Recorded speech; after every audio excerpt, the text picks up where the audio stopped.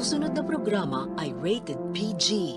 Ito ay nangangailangan ng patnubay at gabay ng magulang para sa mga batang manonood. Ikaw ang bawat sana sa lahat ng hiling sa hirap. Yan! Walang magiging okay.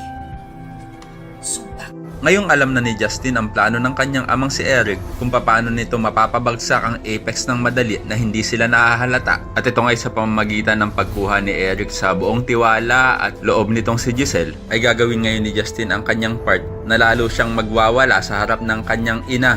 Ito'y upang sa tuwing gagawin ito ni Justin ay lagi naman nandun si Eric upang ipagtanggol at kampihan si Giselle laban dito kay Justin. Nagawa-gawa lang naman talaga nila. Kunwari pa nga ay mamamagitan si Eric at magiging tulay sa kanilang dalawa para makuha ni Giselle ang loob ng kanyang anak sa kabilang banda.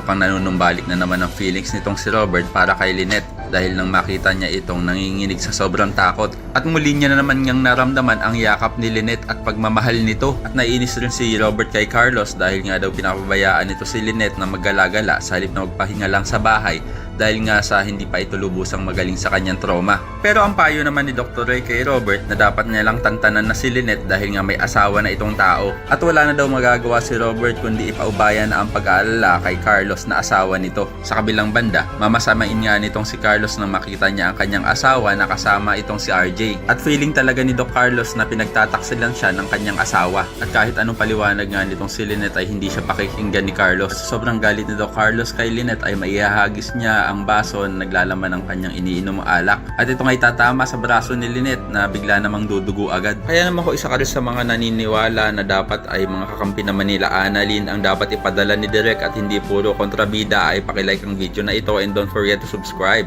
Thanks for watching and see you next time. Bye-bye.